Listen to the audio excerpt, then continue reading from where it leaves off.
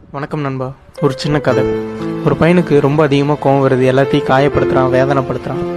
அவனுக்கு கோவத்தை கண்ட்ரோல் பண்ணணும்னு ஆசை, ஆனால் அவனால் முடியல. உடனே அவங்க அப்பாட்ட போய் சொல்கிறான், அப்போ எனக்கு கோவம் ரொம்ப ஜாஸ்தியாக வருது, நான் கோவத்தை குறைக்க முடியல அப்படின்னு. உடனே அவங்க அப்பா சொல்கிறாரு, வீட்டுக்கு பின்னால் ஒரு மரப்பகலை இருக்குது, உனக்கு கோவம் வரும்போதெல்லாம் போய் அங்கே ஆணி அடி அப்படின்னு சொல்லிட்டு சுற்றியும் ஆணியும் கொடுக்குறாரு. அவனுக்கு கோவம் வரும்போதெல்லாம் போய் ஆணி அடிக்கிறான். முதல் நாளே 50 ஆணி அடிச்சிடறான்.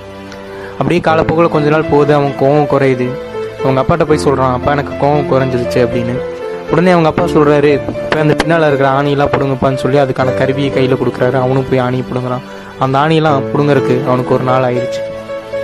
பிடுங்கி முடிச்சுனே அவங்க அப்பா போய் சொல்கிறாரு, உனக்கு கோவம் குறைஞ்சுன்னா எல்லா ஆணியும் பிடுங்கிட்ட, உன் கோவம் போயிடுச்சு, ஆனால் அந்த அடித்த இடத்துல அந்த குழி, அந்த காயம், அதை உன்னால் மறைக்க முடியல. இதே மாதிரி தான் எல்லாத்தோட மனசும், காயப்படுத்துகிற, ஆனால் அந்த காயத்தை மன்னிப்பு கேட்டு ஆற வைக்க முடியாது அப்படின்னு.